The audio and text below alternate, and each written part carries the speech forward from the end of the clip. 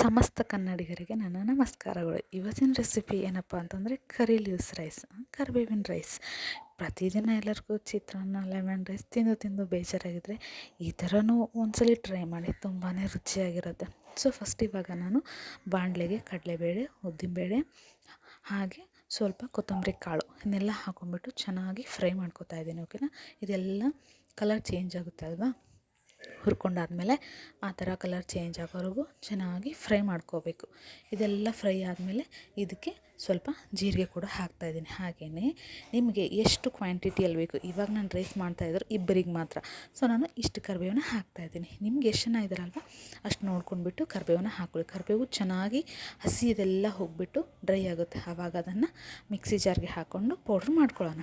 ಅದಾದಮೇಲೆ ಇಲ್ಲಿ ಬಾಣಲೆಗೆ ಎಣ್ಣೆ, ಸಾಸಿವೆ, ಜೀರಿಗೆ ಹಾಗೆ ಕಟ್ ಮಾಡಿರ್ತಕ್ಕಂಥ ಈರುಳ್ಳಿನ ಹಾಕಿ ಚೆನ್ನಾಗಿ ಗೋಲ್ಡನ್ ಫ್ರೈ ಬರೋವರೆಗೂ ಫ್ರೈ ಮಾಡ್ಕೊಳ್ಳೋಣ.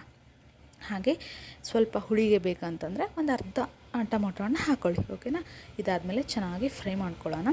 ಚೆನ್ನಾಗಿ ಫ್ರೈ ಆದಮೇಲೆ ಇದಕ್ಕೆ ಏನಪ್ಪ ಅಂತಂದರೆ ಇನ್ನು ಸ್ವಲ್ಪ ಮೇಲ್ಗಡೆ ಗಾರ್ನಿಷಿಗೆ ಬೇಕಂತಂದರೆ ಸ್ವಲ್ಪ ಕರಿಬೇವು ಹಾಗೆ ಸ್ವಲ್ಪ ಗರಂ ಮಸಾಲ, ಸ್ವಲ್ಪ ಅಚ್ಚ ಖಾರದ ಪುಡಿ ಹಾಗೆ ಮಸಾಲೆ ಪುಡಿ, ಸ್ವಲ್ಪ ಅರಿಶಿನ ಇದನ್ನೆಲ್ಲ ಹಾಕ್ಕೊಂಡ್ಬಿಟ್ಟು ಚೆನ್ನಾಗಿ ಕಲಸೋಣ. ಇದೆಲ್ಲ ಕಲಿತಾದ್ಮೇಲೆ ಏನು ಪೌಡ್ರ್ ಮಾಡಿ ಇಟ್ಕೊಂಡಿರ್ತೀವಲ್ವ ಅದನ್ನು ಹಾಕ್ಕೊಂಡು ಚೆನ್ನಾಗಿ ಮಿಕ್ಸ್ ಮಾಡ್ಕೊಳ್ಳೋಣ.